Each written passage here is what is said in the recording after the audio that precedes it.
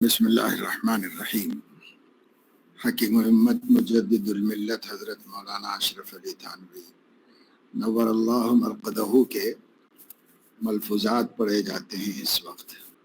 فرماتے ہیں کہ ایک جنٹل مین صاحب علی گڑھ کالج کے تعلیم یافتہ تشریف لائے، یعنی عصری تعلیم میں اعلیٰ تعلیم پڑھے ہوئے ایک کوئی صاحب تشریف لائے حضرت کے پاس،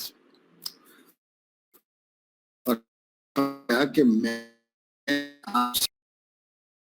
نے سنا ہے کہ آپ کو علی گڑھ والوں سے نفرت ہے، یونیورسٹی میں پڑھنے والوں سے، وہاں سے آپ کو نفرت ہے۔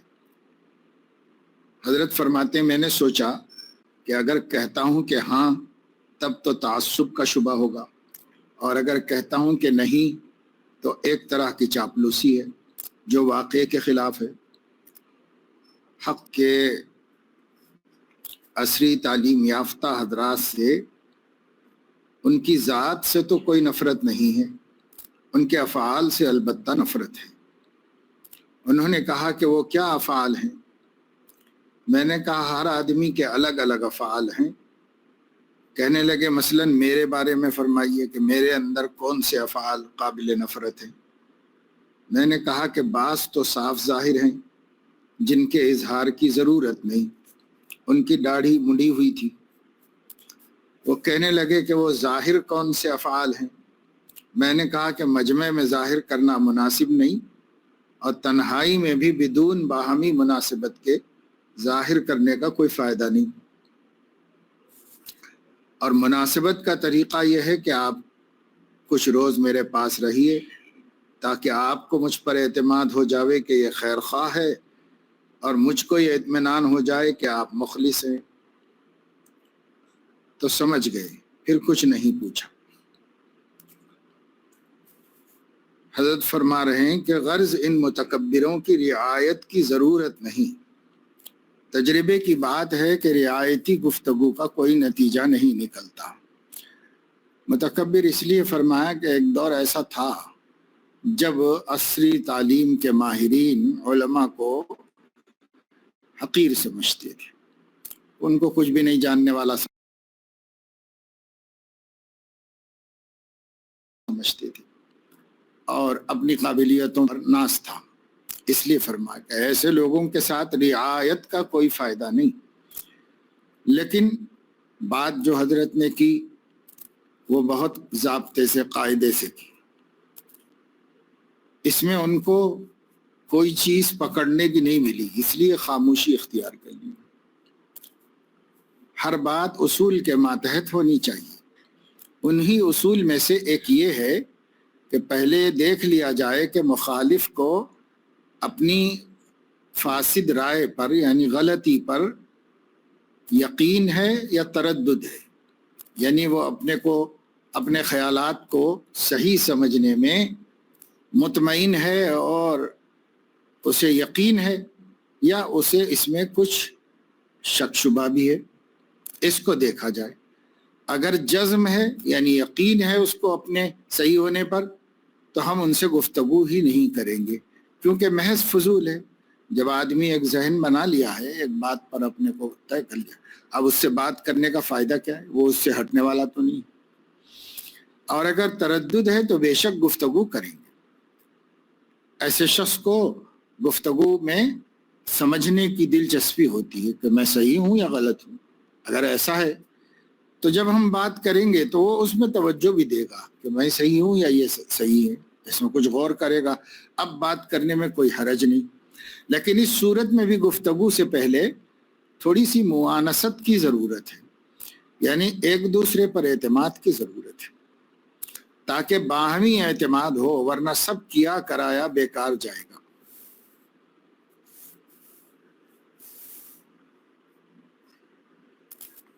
اور ویسے عام فہم طور پر یہ سمجھنا چاہیے کہ جو شخص ہم سے بحث کرنا چاہ رہا ہے وہ ایک مسئلے کے اوپر گفتگو کرنا چاہتا ہے یا وہ ہمیں سمجھانا چاہتا ہے، خود سمجھنا نہیں چاہتا۔ جو خود سمجھنا نہیں چاہتا اس سے بحث کر کے کیا فائدہ ہے؟ بعض لوگ ہوتے ہیں وہ سمجھانے کے لیے بات کرتے ہیں، سمجھنے کے لیے نہیں کرتے۔ اس لیے یہ دیکھنا ہوتا ہے ہم کو کہ سامنے والا جو ہم سے بحث کرنا چاہ رہا ہے، تبادلہ خیال کرنا چاہ رہا ہے، گفتگو کرنا چاہ رہا ہے، منوانے کے لیے کرنا چاہ رہا ہے یا بات کو سمجھنے کے لیے کرنا چاہ رہا ہے۔ سمجھنے کے لیے کرنے والوں سے بات کرنا چاہیے، کیونکہ ان کی سمجھ میں آنے کی امید ہے کہ وہ سمجھ جائیں گے بات۔ لیکن جو سمجھانے کے لیے آتا ہے اس سے بات کر کے کیا فائدہ ہے؟ اس سے تو ٹائم خراب کرنا ہے اور کچھ نہیں۔ یعنی صبح تک بھی بات ہوگی، اس کے بعد پھر وہ اپنی ہی بات بول کر بات ختم کرے گا، تو اس سے فائدہ ہی کیا ہے بات کرنے؟ ٹائم ویسٹ ہوتا ہے اور فائدہ نتیجہ کچھ بھی نہیں۔ گفتگو کی جاتی ہے، دین میں بحث کی جاتی ہے اس امید پر کہ ایک بات نہیں سمجھ میں آئی ہے سمجھ میں آ جائے، اس پر گفتگو کی جاتی ہے۔ فرمایا عادت اللہ یہی ہے کہ بدون طلب کے کچھ نہیں ہوتا، اس طرف سے طلب ہو پھر اس طرف سے سبھی کچھ ہوتا ہے۔ یعنی حق تعالی شانہ کے ساتھ بندے کا معاملہ طالبانہ ہونا چاہیے۔ اگر بندے کے اندر طلب نہیں ہے تو پھر بے طلبی کا کوئی فائدہ نہیں ہوتا، اور کوئی اللہ تعالیٰ کو اپنی طلب دکھا کے تو دیکھے، پھر اللہ رب العزت سب کچھ توجہ فرماتے ہیں اور اس کی پیاس بجھاتے ہیں۔ اللہ قادر مطلق ہے، اللہ کے پاس کوئی کمی نہیں ہے۔ اللہ تعالیٰ شانہ عاجز ہوگا تو وہ تو شاید ہماری طرف پوری توجہ نہ دے سکے، لیکن قادر کیوں نہیں دے سکتا؟ اللہ تعالیٰ قادر مطلق ہے، اللہ تعالیٰ سب کچھ عطا فرمانے والے ہیں۔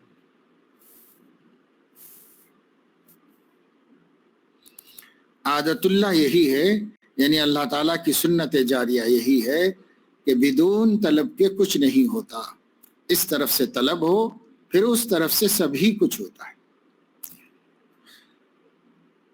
اور دنیا میں بھی، اپنی اولاد میں بھی، اپنے شاگردوں تلامذہ میں، سب میں ہر کوئی علماء اساتذہ سمجھ سکتے ہیں کہ اگر طالب سے طلب کا اظہار نہیں ہوتا اور استغنا کا اظہار ہوتا ہے تو کون استاد توجہ دیتا ہے اس کی طرف؟ کون پیر توجہ دیتا ہے؟ کون بڑا حاکم بھی نہیں دیتا توجہ، اگر اس کا محکوم اس طریقے سے رہے جیسے اس کو اس کی کوئی ضرورت ہی نہیں۔ اگر اس طریقے سے رہے، نہ زبان سے، نہ حال سے، نہ اعمال سے، کسی سے بھی طلب کا اظہار نہیں ہوتا، تو اس زمانے میں سالکین میں عام طور سے یہ بات نظر آتی ہے۔ کسی طرح بھی اشارے کنائے سے بھی نہیں ظاہر ہوتا کہ اس کو احتیاج ہے، وہ ضرورت مند ہے اور وہ اس سے فائدہ اٹھانے کا اپنے کو محتاج سمجھتا ہے، لیکن صرف آنا جانا ہوتا ہے، ملاقاتیں ہوتی ہیں محبت خلوص ہے، لیکن کسی طرح ظاہر نہیں ہوتا کہ اپنے کو محتاج سمجھتے ہیں، طلبگار سمجھتے ہیں۔ تو ایسے سالکین کا کیا فائدہ ہے اور ان کو کیا نفع ہو سکتا ہے؟ اسی لیے ہمارے اکابر نے مناسبت کو شرط اول قرار دیا، مناسبت سے۔ اس لیے حضرت تھانوی نے بار بار اس کی طرف توجہ دلائی۔ قصد السبیل میں بھی حضرت نے اس کو پڑھنا چاہیے، جو بڑی جماعتوں میں ہیں ان کو ہی پڑھ لینا چاہیے، اسی زمانے میں اسی عمر میں پڑھ لینا چاہیے۔ قصد السبیل پڑھ لیں تو سلوک کی حقیقت کھل کر ہمارے سامنے آ جاتی ہے۔ اس میں بڑی دیانت کے ساتھ حضرت نے سب باتیں بیان فرما دی۔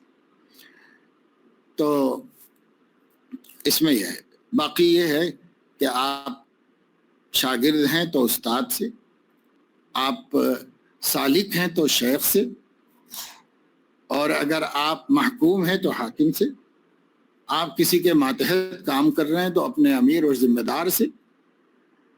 آپ کو طلب کا اظہار کرنا چاہیے، بلا طلب کے اظہار کے۔ ایک بچہ کلاس میں بیٹھا ہوا ہو اور اسے ذرا بھی توجہ نہ ہو استاذ کی طرف اور اس کی بات کو سمجھنے سننے کی طرف، تو 1 سے 2 مرتبہ دیکھنے کے بعد استاذ کو اس کی طرف کسی قسم کی کوئی توجہ نہیں رہی تھی. ابھی وہ ایسے طالب علم کو بس کلاس میں شمار کرتا ہے کہ کلاس میں ہے، اس سے زیادہ اس کو دلچسپی کچھ نہیں ہوتی. قلوب کا جھکاؤ اور میلان طلب ہی پر ہوتا ہے، چاہے دنیا ہو چاہے دین ہو. دین میں بھی دنیا میں بھی اسی بنیاد کے اوپر ہوتا ہے کہ جتنا آپ میں طلب صادق ہوگی، اور اس طلب کا قلب میں ہونا کافی نہیں. اس طلب کا اپنے احوال سے، اپنے اعمال سے، اپنی چال چلن سے، اپنی گفتگو سے، ہر اعتبار سے بڑے کو پتہ چلنا چاہیے کہ آپ اپنے کو اس کا محتاج سمجھتے ہیں. اور جہاں یہ بات نہ ہو، کسی طرح بھی قلب کا میلان اس کی طرف نہیں ہوگا، اور سلوک میں میلان قلب کے بغیر کچھ بھی نہیں ملے گا. یہ اور بات ہے کہ بھائی اللہ کے نیک بندے کسی کی بھی تحقیر نہیں کرتے اور کسی سے بھی کینہ نہیں رکھتے، لیکن استفادے کے لیے جو نالی ہے وہ نالی ٹوٹ گئی تو استفادہ کچھ نہیں ہوتا. سب آدمی کی خام خیالی ہوتی ہے، اور آدمی خواجہ پندارت کے دارد حاصل خواجہ بجس پندار نیست. اب اکثر طالب علم فارسی نہیں پڑھے ہوئے ہیں، یعنی بہت تھوڑے پڑھے ہوئے ہوں گے، بعض مدارس میں اہتمام سے اب بھی پڑھا رہے ہیں. خواجہ پندارت کے دارد حاصل خواجہ بجس پندار نیست. یعنی آدمی سمجھ رہا ہے کہ مجھے کچھ حاصل ہوا ہے، اور اس کو حاصل ہونا سمجھنے کے علاوہ کچھ حاصل نہیں ہوا ہے، بس اتنا سمجھا ہے کہ کچھ آ گیا ہے مجھے. ایسے جیسے کوئی آدمی غریب ہو اور اس کے ذہن میں یہ ہو کہ میں بہت مالدار ہوں، تو اس سمجھنے کے علاوہ اس کے پاس کیا ہے؟ بس سمجھنا ہی سمجھنا ہے. اسی طریقے سے ہم سمجھتے ہیں کہ ہم کچھ پا رہے ہیں اپنے بڑوں سے، لیکن اس سمجھ کے علاوہ یا اس زعم اور دعوے کے علاوہ ہمارے پاس کچھ بھی نہیں. یہ ہے.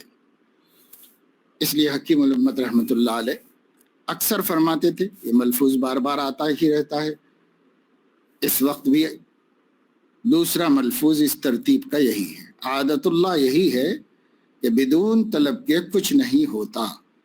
اس طرف سے طلب، یعنی ہماری طرف سے طلب ہو، پھر اس طرف سے سب کچھ ہوتا ہے.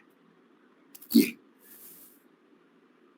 تو طلب صادق بہت ضروری ہے، طلب ہونا چاہیے. بسا اوقات نفس جو ہے وہ استکبار کو استغنا کی صورت میں رکھتا ہے، تاکہ ہمیں اس کا اعتراف ہی نہ ہونے پائے کہ استکبار سے ہم محفوظ نہیں. اس کا جب اعتراف ہوگا تو فکر کرے گا آدمی. تو اس کی ایک چال یہ ہے کہ اس کو اعتراف ہونے نہ دینے کے واسطے یہ استغنا کی شان بنا دیتا ہے اس کو. تو اس لیے علماء مشائخ استغنا استکبار ایک ساتھ بیان کرتے ہیں، استغنا اور استکبار. تو یہ بہت بڑا مانع ہے اس راہ میں. سب سے بڑا مانع یہی. اس سے جب آدمی فارغ ہو جائے گا، اسی وقت سے اللہ تعالیٰ اپنے قرب کی تجلیات و تقربات کے راستے کھولتے چلے جاتے ہیں، اور آدمی بسا اوقات ذی استعداد ہوتا ہے تو برق رفتاری سے ترقی کرتا ہے، برق رفتاری سے ترقی کرتا ہے. اگر استعداد غبی ہوتا ہے تو پھر بھی وہ بھی محروم نہیں رہتا، وہ بھی کرتا ہے ترقی، مگر راستہ کھلنا ہے. اس میں بڑی بڑی رکاوٹیں ہیں، اور عام طور سے دیکھنے میں اس دور میں یہ آتا ہے کہ دور نہیں کر رہا ہے. یہ رکاوٹ جب تک دور نہیں ہوگی تب تک یہی صورتحال رہتی. اور اگر آدمی کوشش کرے کسی کو پیر بنائے، شیخ بنائے، اور کوشش کرے کہ اظہار طلب چال سے، ڈھال سے، حال سے، قال سے، سب سے اظہار طلب ہوتا رہے تو ٹھیک ہے، مگر نہیں ہو پاتا۔ نہیں ہونے کی سب سے بڑی وجہ مناسبت کی کمی ہوتی ہے، مناسبت نہیں ہوتی، اپنا مزاج الگ ہے، ان کا مزاج الگ ہے، جمرانی چاہ تو رہے ہیں لیکن پھر بھی مناسبت نہیں ہو رہی ہے، تو پھر اس کو فوراً چھوڑ دینا چاہیے، چھوڑ کر کسی جس سے مناسبت ہو وہاں چلے جانا چاہیے۔ کیوں؟ زندگی کم ہے، مختصر سی ہے، اور مختصر سی زندگی میں بہت بڑے فوائد اللہ تعالیٰ سے حاصل کرنے، کیونکہ جنت کا ہر مقام، آخرت کا ہر مرتبہ دنیا ہی میں کمایا جاتا ہے، مرنے کے بعد تو نہیں، سب دنیا ہی میں کمایا جاتا ہے، اور جب دنیا ہی میں کمایا جاتا ہے تو دنیا ہی ہے بھائی، دنیا میں کتنی زندگی نہیں معلوم، کوئی نہیں جانتا کہ کون کب تک رہے گا دنیا میں، تو اسے بہت مختصر سمجھ کر جلدی فیصلہ کرنا چاہیے، اور جہاں جب جی مطمئن ہو جائے، یہی قصد السبیل کا خلاصہ ہے کہ جب جی مطمئن ہو اور آدمی محسوس کر سکے کہ میں کسی چیز میں شرم نہیں کروں گا اور ہر بات میں اظہار کروں گا، مشورہ کروں گا، اپنے پہ بھروسہ نہیں کروں گا، نہ اپنے علم پر، نہ اپنے عمل پر، نہ اپنے تقوی پر، نہ اپنے مرتبے پر، کسی چیز پر بھی اعتماد نہیں کروں گا، تو جب اس کو کہتے مناسبت، جب یہ مناسبت کے بغیر اس راستے میں ایک قدم بھی آگے بڑھنا مشکل ہے، اسی کو بار بار حضرت یہ فرماتے رہتے ہیں، اور اسی وجہ سے حضرت ہی کی باتوں کو حضرت خواجہ صاحب رحمہ اللہ نے اپنے انداز میں نقل فرمایا ہے کہ جب تک فنائے رائے کی ہمت نہ پائیے، جب تک فنائے رائے کی ہمت نہ پائیے، کیوں آپ ان کے کوچے میں جائیے، آپ کو جانے کی ضرورت کیا ہے؟ وہاں جاؤ جہاں اپنے کو فنا کر سکتے ہو، مٹا سکتے ہو، وہاں پر جاؤ ایسے۔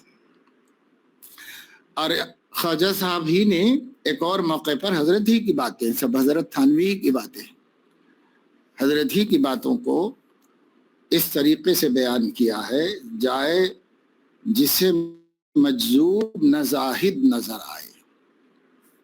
مجذوب وہ اپنا تخلص کرتے تھے، مجذوب نہیں تھے، وہ مجذوب نہیں تھے، بہت ہی عقل مند تھے، تعلیم یافتہ تھے، اور بڑے عہدوں سے ریٹائرڈ ہوئے تھے، اور حضرت تھانوی رحمہ اللہ کی صحبت میں اپنے کو فنا کرنے میں اللہ کی توفیق سے کامیاب ہو گئے تھے، یعنی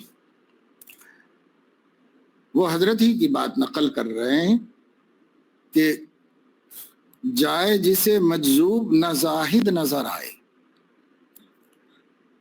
یعنی میں دنیا دار دکھ رہا ہوں اور تاریک الدنیا نہیں سمجھ میں آ رہا ہوں، نہیں نظر آ رہا ہوں کسی کو، تو اس کو کہہ رہے ہیں، حضرت فرما رہے ہیں حضرت تھانوی کہ جائے جسے مجذوب نہ زاہد نظر آئے، بھائے نہ جسے رند وہ کیوں ادھر آئے، سو بار مٹنا منظور ہو جسے اپنا، وہ آئے اور بچشم و بصر آئے، خوشی سے آئے، کون؟ جو اپنے کو مٹانا چاہتا ہے وہی آئے، جو اپنا بھی مقام رکھنا چاہتا ہے، اپنے بھی مقام کا لحاظ کروانا چاہتا ہے، تو بھائی وہ تو طالب صادق نہیں ہے، وہ تو یہاں نہ آئے، کہیں اور سے مل سکتا وہاں سے لے لے۔ یہ حضرت فرماتے تھے، اس کو انہوں نے اشعار میں بیان کر دیا، جائے جسے مجذوب نہ زاہد نظر آئے، بھائے نہ جسے رند وہ کیوں ادھر آئے، سو بار مٹنا جسے منظور ہو اپنا، وہ آئے اور بچشم و بصر آئے۔ اب صورتحال یہ ہے کہ ایک طرف ہم طلب کا اظہار کرتے ہیں زبان سے، اور دکھائی یہ دیتا ہے کہ کسی بات جو مرشد بنی ہوئی ہے، جب اپنی ہی رائے مرشد بنی ہوئی ہے تو پھر کسی کو مرشد بنانے کا کیا فائدہ ہے؟ رائے ہی کا اتباع کرتے رہیں، اسی کے مطابق چلتے رہیں، یہ ہوتا ہے۔ آگے حضرت فرماتے ہیں سالکین سے کہ تم بھی نیت اور اگر ناقص ہوا تو بدل ہو کر ہمت ہار دی، یعنی بہت ہوئے کہ نہیں ہوئے اس چکر میں ہیں، اور دیکھتے ہیں تو سمجھ میں آتا ہے صاحب بہت ناقص ہے میرے اعمال، کب تک، کتنے برس تک کچھ نہیں مل رہا ہے، مجھے کچھ حاصل نہیں ہو رہا ہے، یا میں نہیں حاصل کر سک رہا ہوں، یا شیخ سے بدگمان یا اپنے آپ سے پست ہمت، مایوس، دونوں میں سے کوئی ایک شکل ہوگی جو راستے سے آدمی کو ہٹا دے۔ تو حضرت فرمان اس کی بھی کیا ضرورت ہے کہ ناپ تولتے رہو کہ کتنا کمال ہوا، مل ہوا، یہ مت کرو، اس کے بجائے اتباع کرو، بس اتباع کرتے رہو، اللہ تعالیٰ ترقی دیتے رہیں گے۔ صاحبو، معلوم بھی ہے کہ عمل میں جس کمال کے تم منتظر ہو کہ کوئی نہ، اور کسی کا تو کام ہے کہ کامل ہونے کا ادا کرے ہو، اس کے سامنے تو جو کامل بھی ہوگا ناقص ہی ہوگا۔ یہی بڑی رحمت ہے کہ ہم ناقص ہی ہیں، محروم تو نہیں، اور اگر کمال کے در پہ اور وہ ممکن نہیں تو کیا نتیجہ ہوگا؟ اس آدھی روٹی سے بھی محروم ہو جاؤ گے۔ لگ تو اپنی راہ طے کر تاکہ منزل مقصود پر پہنچے۔ ہم تو ہر حال میں ناقص ہی رہیں گے، ہمارا علم بھی ناقص، عمل بھی ناقص، نظر بھی ناقص، ان تحقیقات میں رکھا کیا ہے؟ اسی کو مولانا روم رحمہ اللہ فرماتے ہیں، کار کن کار بگزر از گفتار، اندری راہ کار باید کار۔ کام کرو، قیل و قال کو چھوڑ دو، کیونکہ اس راستے میں عمل ہی عمل کی ضرورت ہے، مگر اس عمل میں شیخ کی تقلید شرط ہے۔ اس طریق میں بدون تقلید شیخ کے کام چل نہیں سکتا، قیل و قال و فکر و تحقیق سے کچھ کام نہیں چلتا۔ ابتدا میں تقلید محض کی ضرورت ہے، اسی کی برکت سے کسی وقت تحقیق بھی نصیب ہو جاتی ہے۔ حضرت حاجی صاحب رحمہ اللہ فرمایا کرتے تھے کہ کیے جاؤ، سب سمجھ میں آ جائے گا، سب تسلی ہو جائے گی، کیسی عجیب و جامع تعلیم ہے۔ حضرت حاجی صاحب رحمہ اللہ کے یہاں بڑی لمبی چوڑی تعلیم نہیں ہوتی تھی، مختصر اور پر مغز تعلیم ہوتی تھی۔ اہل تحقیق یہاں تک فرماتے ہیں کہ اگر عمل کا بھی زیادہ حصہ نہ ہو مگر اس طرف کی دھن ہی لگائے رکھو، نہ معلوم کس وقت فضل ہو جائے، یعنی اللہ تعالیٰ کی طرف دھیان لگا رکھو۔ یک چشم زدم غافل ازاں شاہ نباشی، شاید کی نگاہ کند و آگاہ نباشی۔ ایک لمحے کے لیے بھی اس بادشاہ سے غافل مت بنو، ممکن ہے کہ وہ توجہ فرماویں اور غفلت کی وجہ سے تمہیں خبر بھی نہ ہو، اور اگر اس میں بھی کوتاہی ہو جائے تب بھی اس فکر میں نہ پڑے کہ کوتاہی کیوں ہوئی، اس پڑھ کر کام میں لگ جائے۔ اگر اسی وقت ہی بیکار کھویا، کیونکہ ماضی کی فکر بھی تو اپنی ہی، اللہ کی یاد کہاں ہوئی۔ سبحان اللہ، دیکھو کتنا قیمتی جملہ ہے حضرت نے فرمایا۔ بہت سے لوگ اسی میں الجھے ہوئے ہیں، پہلے ایسا کیوں کیا، پہلے ایسا کیوں کیا، پہلے ایسا، تب ایسا کیوں ہوا تھا، جب ایسا کیوں کیا تھا، اتنی دیر کیوں کی تھی، یہ سب۔ حضرت فرما رہے ہیں کہ ماضی کی یاد اپنی ہی یاد ہے، اللہ کی یاد کہاں ہے؟ اللہ تعالیٰ کی یاد میں لگ جاؤ، اور ماضی کی یاد میں کیوں لگے ہوئے ہو؟ اپنے ہی اعمال، اپنے ہی افعال میں گر رہے ہیں، اسی میں الجھ رہے ہیں، اسی میں ٹائم خراب کر رہے ہیں۔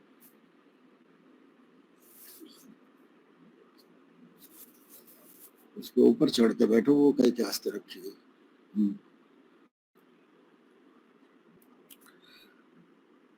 کیونکہ ماضی کی فکر بھی تو اپنی ہی یاد ہے، ان کی یاد کہاں ہوئی۔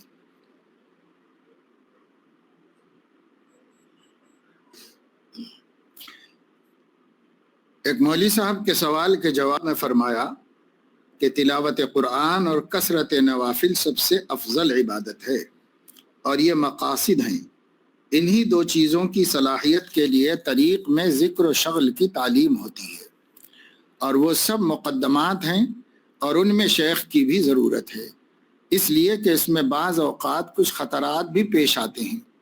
اور مقاصد میں کوئی خطرہ نہیں، پھر یہ دونوں یعنی تلاوت اور نوافل ذکر اللہ پر بھی مشتمل ہیں۔ ان دونوں کی بھی روح اعظم ذکر ہی ہے، وہ خود ان میں مضمر ہوتی ہے یعنی چھپی ہوتی ہے۔ باقی مستقل اذکار مثلا سبحان اللہ یا لا الہ الا اللہ، ان سب سے کہ اکثر مشائخ دل میں وقعت و عظمت نہیں ہے، تمام زور ذکر پر دیا جاتا ہے۔ حالانکہ ان میں ایک اور لطیف فرق بھی ہے، وہ یہ کہ جب کوئی ذکر زیادہ کرتا ہے اس میں عجب پیدا ہو جاتا ہے، اور نماز اور تلاوت قرآن سے عجب بہت کم ہی پیدا ہوتا ہے۔ اس کا اصلی سبب یہ ہے کہ اکثر عوام ذکر کو خواص کا فعل سمجھتے ہیں، اور نماز و تلاوت قرآن کو یعنی نفل نمازوں اور تلاوت قرآن کو عوام کا فعل سمجھتے ہیں۔ تھوڑی سی دیر بیٹھ کر ذکر کر لیا، الا اللہ یا اللہ اللہ، بس خواص میں داخل ہو گئے، تو یہ غرور کا سبب بن جاتا ہے، عجب کا سبب بن جاتا ہے۔ ایک صاحب کے سوال کے جواب میں فرمایا، ایسی حالت میں جب نفس میں عجب پیدا ہو رہا ہو ذکر و شغل چھوڑ دینا چاہیے، مگر یہ سب امور شیخ کی تجویز پر موقوف ہیں۔ سب شیخ کی تجویز پر موقوف ہیں کہ کس وقت کیا مناسب ہے۔ چنانچہ بعض اوقات وہ یہ مشورہ دے گا کہ خاص حیت سے بیٹھ کر ذکر نہ کیا جاوے، چلتے پھرتے پڑھ لیا کرو، کیونکہ اس طور سے تم کو کوئی ذاکر نہ سمجھے گا۔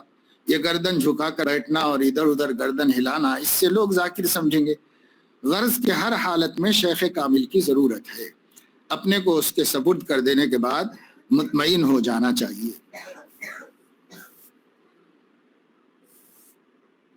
ایک مرتبہ حضرت شیخ مولانا زکریا رحمہ اللہ نے مجلس میں اپنا ایک عمل کا ذکر فرمایا، وہ یہ کہ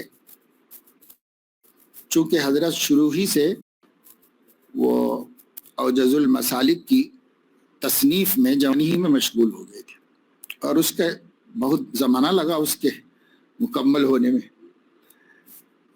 تو مغرب کے بعد سے بیٹھ جاتے تھے لائبریری میں، دن میں پڑھاتے تھے، رات میں بیٹھ جاتے تھے وہ کتاب کی تصنیف کے سلسلے میں۔ کبھی حضرت مولانا عاقل صاحب جو اب بھی حیات ہیں، اور کبھی حضرت مولانا سلمان صاحب رحمۃ اللہ علیہ، چونکہ دونوں داماد تھے، اپنی بیویوں کے ساتھ خدمت میں لگے رہتے تھے۔ حضرت گھر ہی کی لائبریری، اوپر لائبریری تھی، وہاں کتابیں تھیں، وہاں حضرت بیٹھے ہوئے رہتے تھے، تو کوئی ایک بیٹی داماد ساتھ میں حضرت کی خدمت میں۔ بیٹی کا کام کیا؟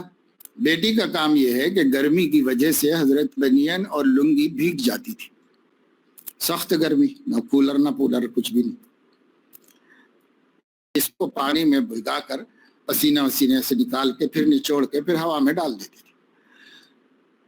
ایک دو گھنٹے کے بعد وہ سوکھ جاتی تھی، یہ بھیگ جاتی تھی، پھر یہ لا کر کے دینا اور وہ لے جا کر کے پھر پانی میں کنگال کے سکھا دینا۔ حضرت مولانا سلمان صاحب رحمہ اللہ نے روتے ہوئے یہاں علماء کے ایک مجلس میں سنایا تھا حیدرآباد، خود اپنی اور اپنے اہلیہ کی خدمت حضرت نے سنائی۔ پوری رات بیوی کا میرے کام، حضرت کی بیٹی کا کام، یہ بنین لنگی تے رہنا، سکھاتے رہنا اور بدلاتے رہنا، لا کے دیتے رہنا۔ اب پوری رات میرا کام فلاں کتاب اٹھاؤ، فلاں کتاب نکالو، فلاں مضمون نکالو، فلاں باب کھولو، تو یہ میں کرتے رہنا۔ اس طرح ان کا، اور کسی دن مولانا عاقل صاحب کی باری، اور کسی دن مولانا سلمان صاحب کی، اس طریقے سے یہ حضرات۔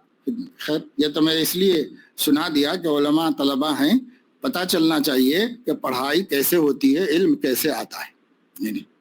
گرمی ہو رہی ہے اس لیے پڑھائی نہیں ہو رہی ہے، یہ ہو رہا ہے اس لیے پڑھائی ہو رہی ہے، وہ ہو رہا ہے اس لیے پڑھائی نہیں ہو رہی ہے۔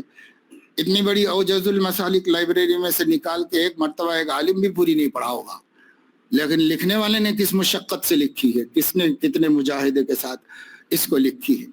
حالانکہ یہ شرح موطا امام مالک کی ہے، اور اس کی شرح کرنے کے لیے فقہ مالکی پر عبور کی ضرورت تھی۔ حضرت نے اسی کتاب کی، اسی فقہ کی روشنی میں شرح فرمائی۔ جب یہ کتاب چھپی تو مدینہ منورہ کے ایک مالکی عالم نے کہا کہ اس کو پڑھ کر کوئی نہیں کہہ سکتا کہ حنفی عالم نے لکھی ہے،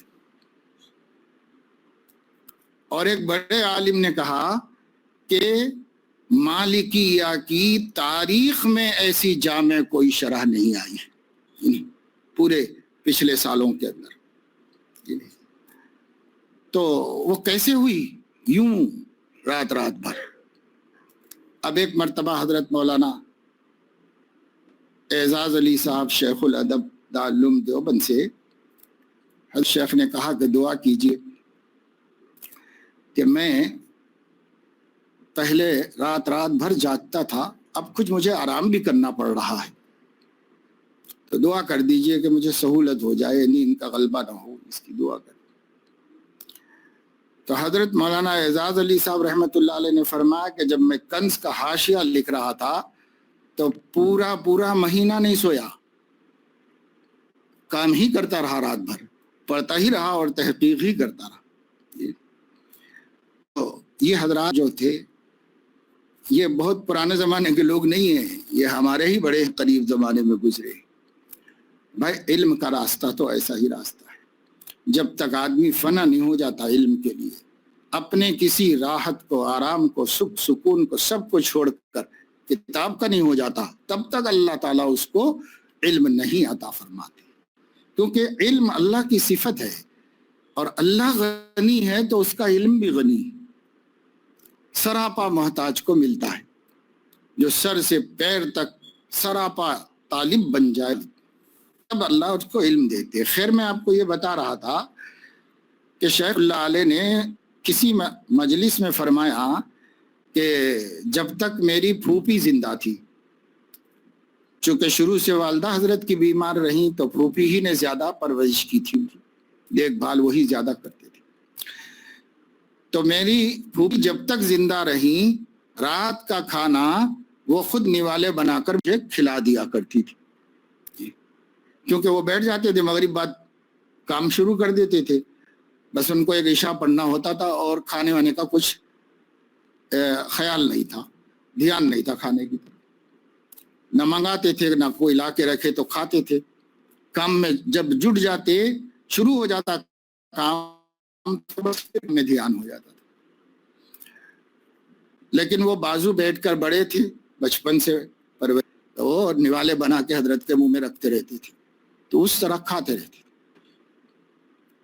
تو فرمایا کہ اب 30 سال ہو گئے پھپھو کا انتقال ہو کر، اور 30 سال سے میں نے رات کا کھانا ہی نہیں کھا، کیونکہ چھوٹوں کو اتنی ہمت نہیں ہے کہ نوالا بنا کے کھلا دیں. وہ بڑی تھی کھلا دیا کرتی تھی، اب کسی کو اتنی ہمت کہاں ہے، تو کوئی کھلانے کی ہمت کرا نہیں، حضرت کھائے نہیں. تو یوں سنایا. تو حضرت کے مریدین میں سے ایک بزرگ تھے صوفی عبدالرب صاحب رحمہ اللہ، تو انہوں نے بھی اس سے بہت اثر لیا اور انہوں نے بھی رات کا کھانا چھوڑ دیا، مگر وہ چند دن سے زیادہ اس کو برداشت نہیں کر سکی اور دیگر ذمہ داریوں پر اثر پڑ رہا ہے اس کا. تو اس کے جواب میں حضرت نے ان کو لکھا کہ خبردار، آئندہ سے میری نقل بھی بغیر مشورے کے تو جو تم نے کی. آج بہت سارے مریدین ایسے ہیں خود ہی جا کے مشیخیت شروع کر دیتے ہیں اور اس کے لیے بھی اجازت نہیں لیتے، اس کے لیے بھی پوچھتے نہیں کہ ضرورت ہے، میں اس کا اہل ہوں یا نہیں، کروں یا نہ کروں، بس خود ہی طے کرتے ہیں. اور بسا اوقات ثبوت یہ کہ شیخ کی خانقاہ میں ہوتا ہے، فلاں جگہ ہوتا ہے، حضرت بھی تو کرتے ہیں، بس اتنا ثبوت ہے. وہ کرتے ہیں، آپ کو بھی اس کا اہل سمجھا گیا ہے کہ نہیں سمجھا گیا، تو اس کی ضرورت نہیں سمجھتے. بس ان چیزوں میں نقل جس میں مشیخیت کا اظہار ہو اور جس میں مریدی کا اظہار ہو، وہ چیزوں میں کوئی اتباع نہیں، اس میں کوئی اتباع نقل نہیں، اس میں کوئی بھی.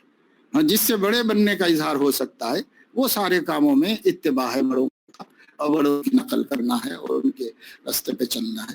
کیسا مکر ہے جو نفس نے ہمیں مبتلا کر دیا اس کے اندر. ایسا بہرحال حضرت نے کو تنبیہ کی اور فرمایا اب پھر جب کھانے لگے تو آہستہ بحال. تو فرق ہے نا، وہاں حضرت نے جان بوجھ کے کھانا تھوڑی چھوڑا، وہاں کام کا ذوق اتنا سوار تھا کہ اس ذوق کی وجہ سے، اس دلچسپی کی وجہ سے اس کا ان کو احساس نہیں ہوتا تھا، اور دھیرے دھیرے تو عادت بن ہی گئی، وہ کام میں لگے رہے، اور برس سہا برس کے بعد ایک کام مکمل ہوا، اور اس سے امت اب تک فائدہ اٹھا رہی، وہ تو نہیں رہے دنیا میں۔ حضرت مولانا خلیل احمد صاحب رحمۃ اللہ علیہ جب بذل المجہود کی ترتیب دے رہے تھے تو شیخ ان کے سامنے ایسے ہی رہتے تھے، حضرت شیخ مولانا زکریا صاحب رحمۃ اللہ علیہ، بالکل کتابیں نکالنا دینا، جب تک مولانا بیٹھے ہوئے ہیں بیٹھے رہنا اور ان کا ساتھ دیتے رہنا اور ان کو کام کرنے میں مدد کرنا۔ اس زمانے میں عثمانیہ یونیورسٹی سے نظام حیدرآباد نے، یہاں کے بادشاہ نے عثمانیہ یونیورسٹی سے شیخ رحمۃ اللہ علیہ کو حدیث کی کچھ کتابوں کی تحقیق کے واسطے دائرۃ المعارف میں طلب کیا۔ یہاں دائرۃ المعارف العثمانیہ کے نام سے ایک تحقیقی ادارہ تھا، اس زمانے میں ساری دنیا میں کہیں ایسا ادارہ نہیں تھا، ساری دنیا کے عرب علماء کو بھی یہیں سے ملی کتابیں، اس ادارے سے، دائرۃ المعارف العثمانیہ سے۔ اور ایک دائرۃ المعارف النعمانیہ تھا، اس میں فقہ حنفی کی اور امام ابو حنیفہ کی اور محدثین احناف کی کتابیں ساری دنیا سے انہوں نے اس میں جمع کی تھی۔ اتنا بڑا ذخیرہ کہیں بھی نہیں تھا احناف کے کتب کا، تب کے حیدرآباد میں یہ سب کچھ تھا۔ تو حضرت شیخ کو بڑی تنخواہ، اس زمانے میں 500 روپے تنخواہ، جی نہیں، اور موٹر کار جبکہ صرف نوابوں کے پاس ہوتی تھی، اور بنگلہ، 500 تنخواہ، موٹر کار اور سرکاری بنگلہ، اس کی پیشکش کے ساتھ حضرت شیخ رحمۃ اللہ علیہ کو دعوت گئی حیدرآباد سے، نظام کی جانب سے، کہ آپ حیدرآباد تشریف لے آئیں، اس سے بھی زیادہ یہاں کام آپ کا ہو سکتا ہے، وہاں آپ صرف مدرسے میں پڑھاتے ہیں، یہاں بہت سے تحقیقی کام ہو جائیں گے آپ کے ذریعے سے وغیرہ۔ لیکن حضرت شیخ رحمۃ اللہ علیہ نے اس کا جواب یہی لکھ کر کے بھیج دیا کہ میں اپنے شیخ کی خدمت کو ہر کام سے مقدم سمجھتا ہوں، لہٰذا میں یہیں رہوں گا، اور ان کو میری ضرورت ہے، میں ان کی کتابوں میں مدد کرنا اور تصنیف میں کرنا جو کر رہا ہوں، اس کام کو اس پیسے کے لیے، اس عہدے کے لیے نہیں چھوڑنے والا ہوں۔ نہیں آتے تو حضرت شیخ تو ایک زمانے تک مقروض زندگی گزارتے رہے، قرضہ، ایک جگہ لکھا ہے آپ بیتی میں کہ ایک وقت قرضہ ادا کرنے کے لیے گھر کے برتن بیچنا پڑا مجھے، تو ویسی زندگی گزار لی اور اتنے بڑے پیشکش کو ٹھکرا دیا۔ اور یہ بذل المجہود وجود میں آئی ابو داود کی شرح، ایک تاریخی شرح ہے جو حضرت مولانا خلیل احمد صاحب سہارنپوری رحمۃ اللہ علیہ۔ تو طالب علموں کو، ابھی آپ لوگ آئے ہو، خاص طور سے یہ باتیں اس لیے بھی بتا دیا میں کہ آپ لوگ سمجھیں کہ علم کس چیز کا نام ہے، کس دولت کا نام ہے، اور اس کے لیے ہمارے بڑوں نے کیا کیا قربان کر دیا ہے، تب جا کر اللہ پاک نے علم کی دولت سے سرفراز فرمایا۔ اور وہ علم جس کے ساتھ مشائخ کی صحبت کی برکت سے تقوی، طہارت، پرہیزگاری، عمل سب ساتھ ساتھ ہی تھا، الگ الگ نہیں تھا۔ اب طلباء نے علم کا زمانہ الگ کر دیا ہے، عمل کا زمانہ الگ کر دیا ہے، اس لیے زمانے علم میں عمل کی طرف دھیان نہیں دیتے، توجہ نہیں دیتے، اپنے اخلاق کی درستگی کی فکر نہیں کرتے، اپنے صفات کو تبدیل کرنے کی فکر نہیں کرتے، جو پڑھتے جا رہے ہیں کتاب و سنت میں، اس کی روشنی میں اپنے کو دیکھنے اور پرکھنے کی کوشش نہیں کرتے۔ کیوں کہ ذہن میں بیٹھا ہوا ہے کہ یہ علم کا زمانہ ہے، عمل کا زمانہ آئے گا بعد میں، یہ بیٹھا ہوا ہے۔ حالانکہ بھائی عمل کا زمانہ تو جس گھڑی آپ 15 سال کے ہو گئے تب سے شروع ہو گیا عمل کا زمانہ۔ اللہ نے حساب لینا بھی شروع کر دیا ہے، فرشتوں نے لکھنا بھی شروع کر دیا ہے، ہر عمل، ما یلفظ من قول الا لدیہ رقیب عتید، جو بول بھی تم بول رہے ہو، دوستانے میں بول رہے ہو، یارانے میں بول رہے ہو، مذاق میں بول رہے ہو، سب لکھا جا رہا ہے، تولا جائے گا، حساب ہوگا اس کا۔ جو عمل آپ کر رہے ہیں حساب ہوگا اللہ تعالیٰ کے پاس۔ تو عمل کا زمانہ تو پہلے ہی شروع ہو گیا، علم کے زمانے سے بھی پہلے شروع ہو گیا۔ یہ آپ کہہ رہے ہیں کہ ابھی علم کا زمانہ ہے، عمل کا زمانہ بعد میں آگے دیکھیں گے، عمل کا زمانہ۔ تو ایسے طالب علم کو جو علم اور عمل کے زمانوں کو الگ کرتا ہے، اس کے عمل کا زمانہ موت تک بھی نہیں آتا ہی نہیں، وہ ویسے ہی جیتا رہتا ہے۔ اور نظر آ رہے ہیں، آنکھوں کے سامنے ہیں، جن کے عمل کا زمانہ ابھی بھی نہیں آیا، عمریں گزر رہی، عمل زمانہ ہی نہیں آیا۔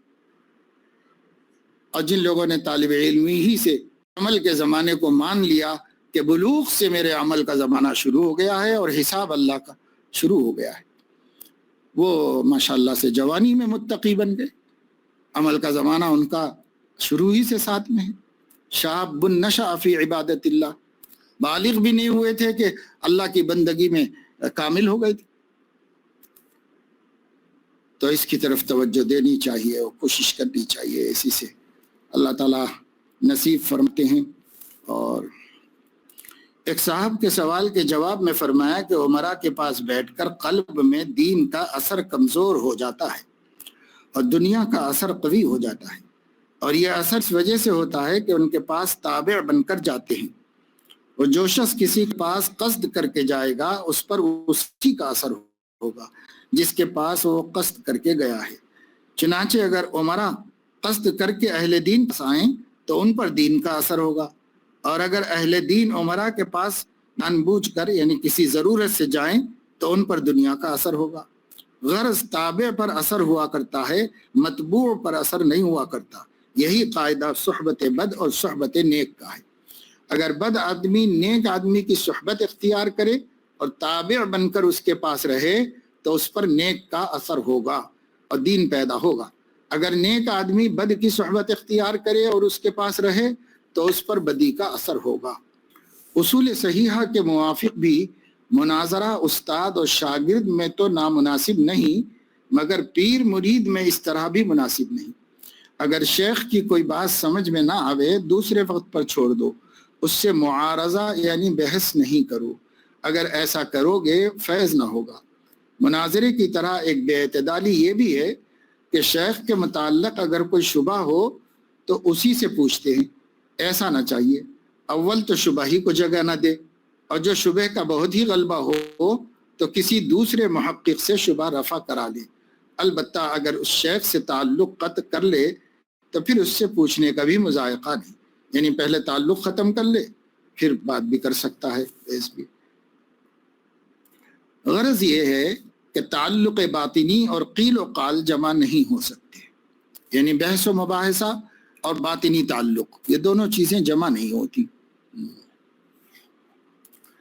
اللہ تعالیٰ توفیق عمل نصیب فرمائے۔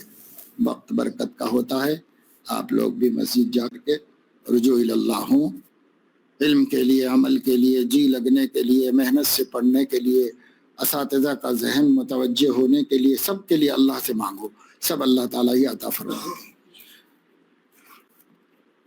اس کی بھی دعا کرو کہ اس مرتبہ کے انتخابات میں اللہ تعالیٰ غرور کا سر نیچا کرے، اس کی بھی دعا کرو۔